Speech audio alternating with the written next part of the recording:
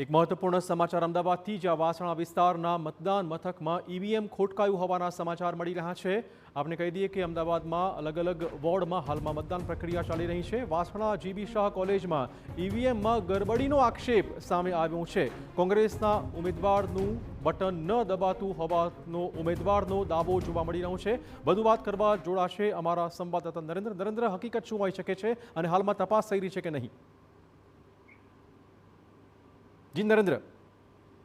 જી જીબીસામાં આ પ્રકારનો મામલો સામે આવ્યો છે કે જ્યાં કોંગ્રેસના જે કેન્ડિડેટ છે એમના દ્વારા લેખિત ફરિયાદ ચૂંટણી પંચમાં કરવામાં આવી છે કે તમામ જે ઈવીએમમાં જેટલા પણ બટન છે એ તમામ દબાઈ રહ્યા છે, પરંતુ એકમાત્ર ઈવીએમનું જે બટન છે કે જેમાં કોંગ્રેસ કેન્ડિડેટ જિગ્નેશ જોશી છે એના પર જ ક્લિક નથી થઈ રહ્યું। છેલ્લા 2 કલાકથી જ્યારથી મતદાનની શરૂઆત થઈ ત્યારથી આ પ્રકારની સ્થિતિ છે।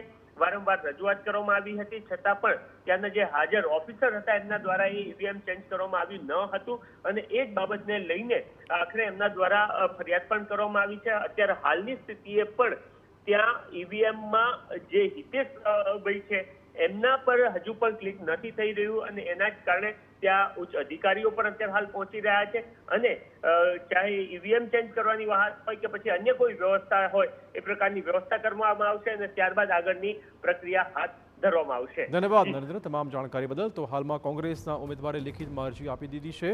જિગ્નેશ જોશીએ આ લેખિતમાં ફરિયાદ પણ નોંધાવી છે। કોંગ્રેસના ઉમેદવારના નામનું બટન દબાતું ન હોવાનો આક્ષેપ છે।